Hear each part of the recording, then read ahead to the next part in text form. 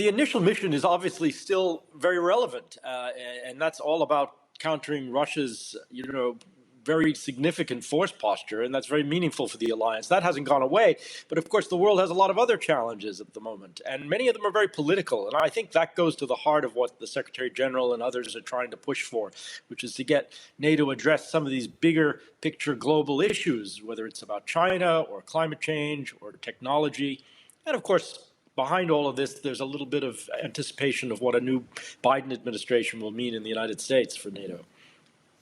Well, if we talk about US relations, yesterday saw a bit of a clash between the Turkish Foreign Minister and the US Secretary of State Mike Pompeo.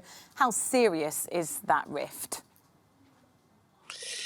Well, it's a very significant rift. It's not just relations between Turkey and the United States that have become very stressed over the recent years. It's also within NATO as a whole, where some of the things that Turkey has been doing are extremely controversial and seen as at odds with alliance interests. The clash with Greece, it's not physical yet, but it always risks that in the Eastern Mediterranean over energy exploration. But really for NATO, the concern about Turkey buying the S-400 Russian air defense system, which is really not compatible with Turkey's air defense, with NATO's air defense architecture. There's a lot of concern about what Turkey is doing. What is a little surprising is that the U.S. Secretary of State would bring this in such a direct way into the summit discussions, and of course it's gotten out into the press and the broader debate.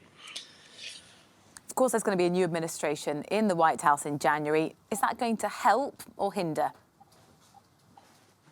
Well, I think the consensus is it's going to help a lot.